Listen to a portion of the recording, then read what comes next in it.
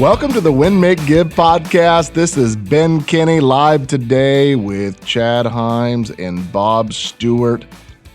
Chad, what is the word of the day? The word today is patience, Ben. Now, Bob Stewart, when you hear the word patience, what do you think about first? How long we wait in this room for you before you show up to record these podcasts? Ladies and gentlemen, that was not the answer that I was hoping. When I hear the word patience, it takes me back to those sweet old days when I was putting the cassette tape in my stereo, my boom box I was walking around with, and I had Guns N' Roses rocking, and I was whistling just with some patience. Sing me a couple bars, would you? No more singing. No more singing. No, we're actually going to save you all from that, even though I would really like to. Ben, I will tell you that song peaked at number 4 on the Billboard Hot 100 back in 1989. It was such a good song. It really was. Our behind-the-scenes guy says we need to go listen to the version that was made by Chris Cornell, but I'm kind of a classics guy. I'm going to stick to what I know, kind of whistling Patience by Guns N' Roses. Ladies and gentlemen, back on topic, let's talk about patience. Patience is the capacity to accept or tolerate delay. It's our capacity to accept or tolerate trouble. It's our capacity to accept or tolerate suffering without getting angry or upset. It is a key, once again, to successful leadership, successful sales, negotiation, relationships, all these different aspects of our lives.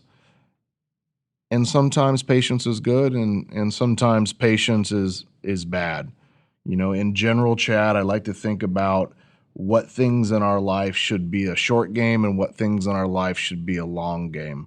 So today, we're going to talk about patience and how it shows up in leadership and business and potentially get you thinking about it for yourself.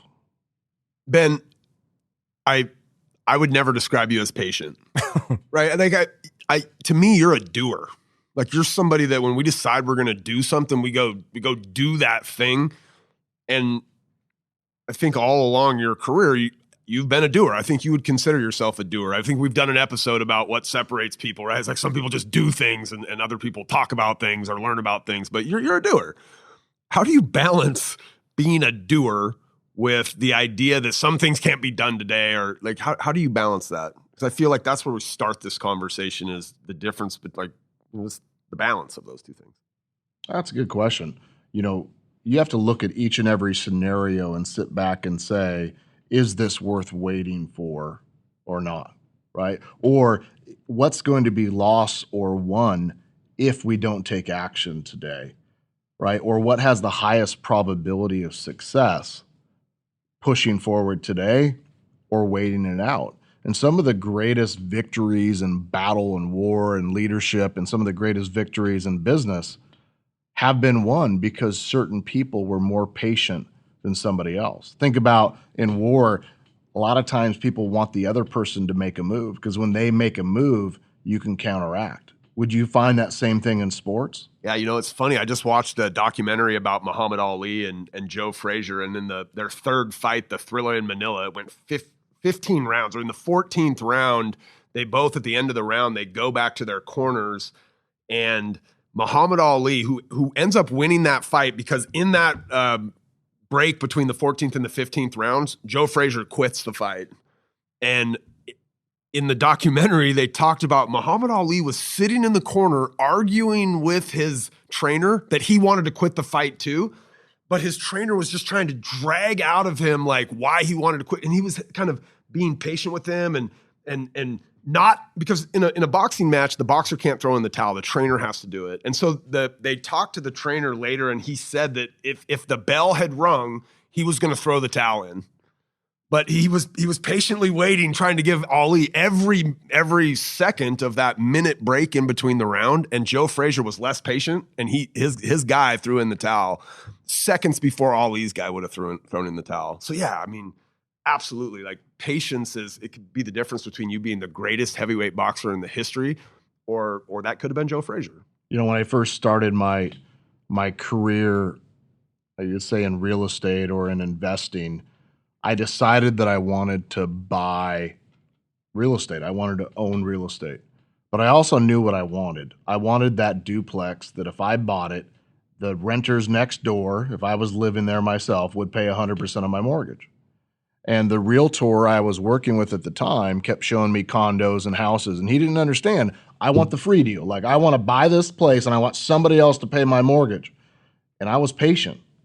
And you see a lot of other people, when they have a big financial decision, they'll jump on any deal, right? Because they feel like they're going to lose out on something.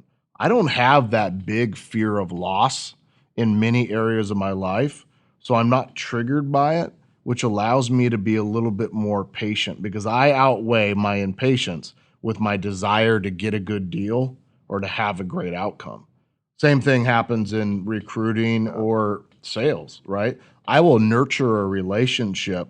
In some situations, I can document and show you guys 8 years I built a relationship with somebody before I found an opportunity for us to be in business together, for me to hire them, or for me to buy that asset or that business that they owned long term. And you could have jumped, like in that 8-year scenario, I think I know who you're talking about. You probably could have jumped into a relationship with him earlier and tried to force him into a position or something. And it might not have turned out as good as it's turned out because you were able to be patient for 8 years. Well, I remember when I came to work for you the first time when we agreed to work together, you were very patient. I was not. But I was also in a position where I didn't necessarily have the ability to be patient at the time. I needed to make a decision for myself, and I was looking at the decision to come work with you or a decision in Florida at that time. And I was like, look, I need an answer. And it probably took me days to finally get you to finally say, all right, sure, let's do this, right? And move in the right direction. One of the quotes that I have here, I pulled up a handful of quotes about patience because I think everybody thinks they're an expert on it, right? But Guy Kawasaki says, patience is the art of concealing your impatience. So, Ben, how often are you actually not patient? Like, you want Bob to figure out the damn answer you're working him towards, but you're going to appear patient as you keep pulling at that, even though inside you might be having this impatient moment you wanted to get on with. It's probably a better conversation for Bob because we were just talking about parenting and like you don't get to go back to your kids and say, gosh darn it, I've told you 74 frickin' times or showed you 10 times how to do this. You know how to do it, figure it out. Instead you say, no, let me help you one more time. Yep. And I'll walk you through that. Is that what you're supposed to do? Okay. So sometimes you can appear patient, but inside you're not really patient. And I have a lot of that. It's important in leadership to have the appearance of patience, even if it's not existing inside you. That might require you to take some steps to gain your patience. Like, would it be okay if I thought about this for a couple hours? Or I want to put a lot of energy into making sure we make the right first move. Can I call you tomorrow? Or going and taking a break or stopping the conversation and saying, before we get to that particular item, why don't you tell me a little bit about you? And you just slow everything down, right? How do you slow the game down a little bit so that you can regain your composure and your patience? That's you writing the answers. I mean, that's giving you the appearance of patience while you're taking your notes that you talk about again and again and again. It's slowing you down from jumping on that situation. Because sometimes in your patience, as you've talked about, is when someone else might give you more information than you were even expecting because they won't shut up. Yeah. In let's say in business or finance or like these big life decisions, what's the downside, gentlemen, of being impatient? What could happen? You make a wrong decision. You can make a wrong decision. You could hire the wrong person. Yep. You could buy the wrong thing. Partner with the wrong person. Yeah. Invest with the wrong person. Choose the wrong whatever, right? Yep. I have a strategy that I do, and my people use it against me all the time because I've told them about it. But prior to that, I didn't tell anybody about it. So what I do is it's called kicking the can down the road. Yep. And it's a word we use in our world all the time. Don't feel like you have to make a decision just because somebody else is impatient with you. Yeah. Their impatience about getting something signed or getting to an agreement or resolving something, that's their problem, not yours. Yep. I'm more than willing to kick decisions down the road and see what happens. Here would be an example. During COVID, we were pressured to make decisions. And a lot of people made propositions of this is what we should do. And my honest feeling was, I don't know what we should do. We don't have enough data. And they said, but our competitors are making this decision. And I said, well, they're making it with not enough data because I'm doing my research. I understand what's going on. There's not enough data for that decision to be made. Let's just see what happens. And if I wouldn't have done that, I would have made far different decisions. Well, go pre-COVID, the 2 to 4 weeks prior to that, I looked at that and I said, well, what is the potential of this being really bad? And there was a big potential of COVID being a gigantic economic crisis, which is proving true to be today, right? Yep. Bob, you were in the room. I drug everybody together and said, we are going to be impatient. We are going to take action. Early. I have no longer have any management positions. Everybody in my company is now responsible for either increasing income or reducing expenses.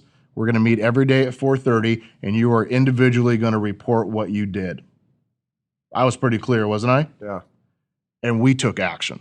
Right. I was impatient. I made a decision, and I took action. You canceled Wouldn't Make Give right away. I mean, Canceled one of our big live events before anybody else was canceling events. Right? I was impatient because I weighed the pros and cons of those decisions, and I had to do what was best for our customers, for our employees, for the safety, for the economics of the event, all of that stuff. I just made a decision. So you got to be able to sit back and weigh the pros and cons. What's interesting is in that exact same situation, I had to display elements of patience, kicking the can down the road, not making decisions, waiting this thing out, right? And impatience. We got to take action on this, this, and this.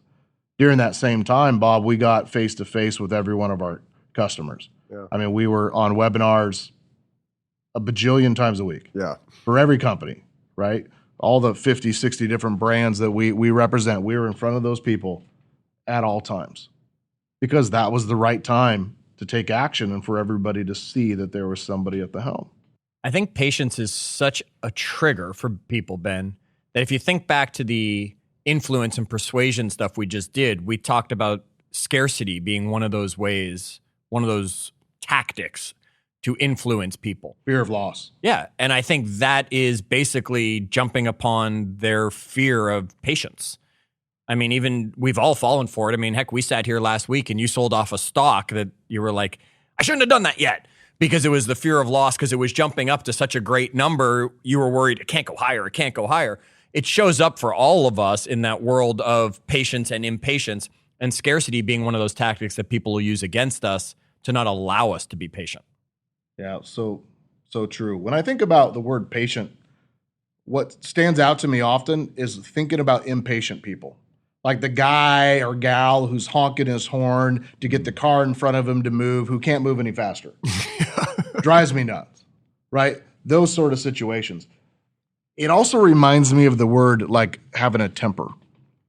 And when I was young being teenage to young adult, 19, 20, I had a big temper. I had a punch a window out once when somebody threw a water balloon at me temper, right? Okay. Fighting with my family temper. And what I realized during that moment was when my temper got to a certain point, I was no longer me. I was physically out of control. Yeah. And I didn't want to not be me and end up making a decision that would be bad for my future, my present, or whatever, right? So I found a way to notice what my trigger was. And now it's not that I don't get mad. It's that when I notice myself being triggered, my heart rate getting up, my temperature changing, me wanting to say something that's not very nice to somebody, I walk away. And I walk away so that my little meter goes down and I can reapproach the conversation calmly. Well, patience is like that too, right? You're going to start, I'm going to be patient. I'm going to be patient. I'm a patient person. You start going down that path and something's happening to you and it's trying to force you to be impatient. You got to walk away for a second and make sure it's you, or is it emotions or something else that's triggering you that's going to force you to make that impatient decision. It's funny, I think about, Chad, you brought up the persuasion series. A lot of those tactics are designed to get us away from the idea of being patient. Yep. right? They're designed to draw us in to do something that if we were really being patient with it and thinking it through, we may not actually do that thing. Sure, patience, it's going to be that emotion versus logic situation for us.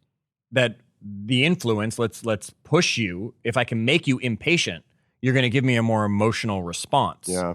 If I give you that time to be patient, you probably can come back logically. And people don't buy and sell things logically, usually. They do that emotionally. Then they justify it logically. They'll justify it logically after. Whereas if you step back, really, what's the worst thing that can happen, Ben, if we are patient? I mean, maybe we miss an opportunity? Maybe, but opportunities tend to be endless. You miss that opportunity, but you don't miss the opportunity. Because when I'm patient and I think about an opportunity being offered to me, for example, and then I miss it because I waited too long, at least I've now put it through my process so that the next time that opportunity shows up, I'm ready to make a decision. You can afford to be less patient on that second time that, like my wife and I actually texted Ben about this weekend. I'm like, I needed 1031 advice. Like there was just this property that popped on the market and we wanted to buy it. And, but I wasn't in a position like that day to go make the offer. I had to like line some stuff up behind it. And that place sold, right? And we could have very easily jumped in there, been impatient, been like, we're just going to do this. We'll figure it out. And, but getting our ducks lined up, right? We did miss that property. Another property like that one will come up, right? Something similar will come along. And you'll be quicker. Yeah, we'll be able to be quicker because we were patient the last time, right? Yeah. You know, one of my favorite books from last year was The Infinite Game by Simon Sinek. Yeah. And read a little excerpt from that.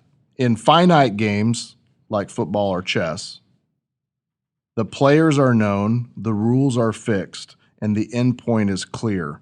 The winners and losers are easily identified. In infinite games like business, politics, or life itself, the players come and go, the rules are changeable, and there's no defined endpoint. There are no winners or losers in an infinite game. There is only ahead and behind. I think about what parts of my life am I willing to play an infinite game. And in business, to me, I'm playing a long game. I don't care if I lose for a while if I know that I'm going to win.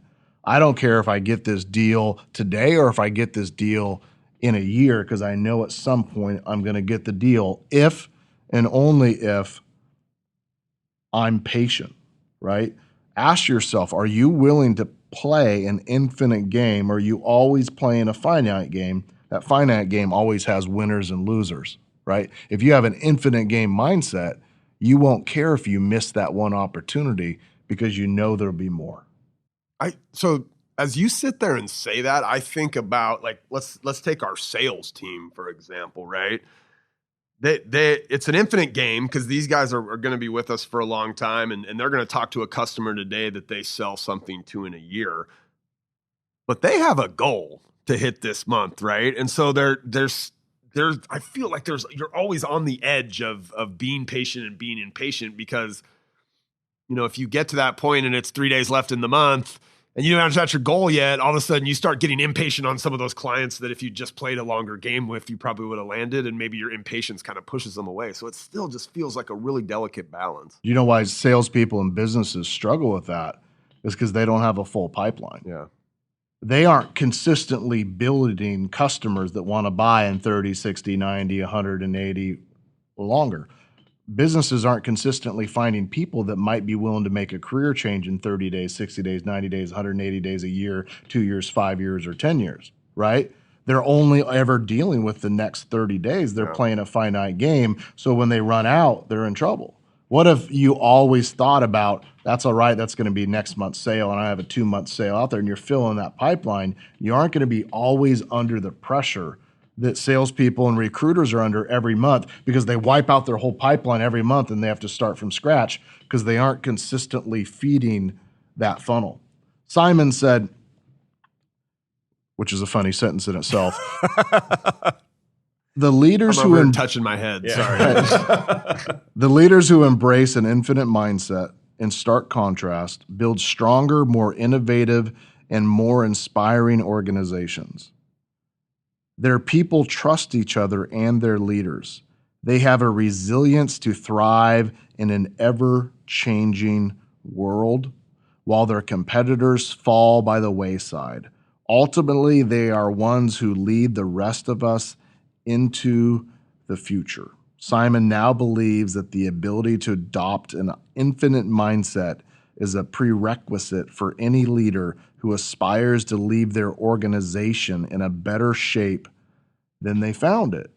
Disruption in all your industries feels like that. When you hear about this new disruptor, like in real estate, all real estate is now going to be sold for cash, and they're going to be all iBuyers. In bookstores, all books are going to be bought online. Nobody's ever going to buy a book in a store.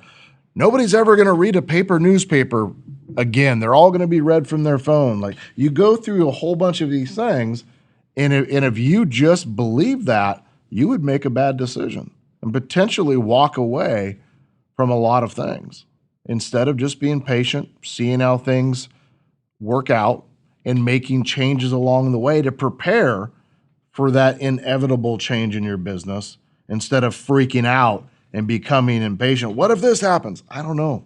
It's never happened before. Take a deep breath. Let's see what happens. There's been a number of times during the progression of me working with you where I've come to you and said, yeah, but they're doing this thing. And you said, let's let them do it for a little while and let's watch them do it. See how that works out. Yeah, we'll see how it works. And if that's a thing that looks like it's going to work, we can jump in later, right? So that's, a lot of times that first person out of the gates gets to be the one that we all watch and go, I'm not going to do that silly thing they just did right there. So one of the secrets, I think, is finding a way to be patiently impatient. It's not right or wrong to be patient or impatient. You have to become patiently impatient. You have to know when is the right time to make a decision and when is the right time to just pause or kick the can down the road, as we would say. All right, folks, we hope that you can take a moment, be patient before sharing this episode with a friend. We hope you can be patient before making the next decision that lies in front of you. And we hope that you can not be patient and quickly rate and review the podcast if you haven't. And join us on our Facebook group, facebook.com/group/winmakegive, where we can talk about patience and a time that you've been patient and it worked out, and a time that you've been impatient and wish you did differently. Until that time, make sure you remember, wash those hands, and as always, do good.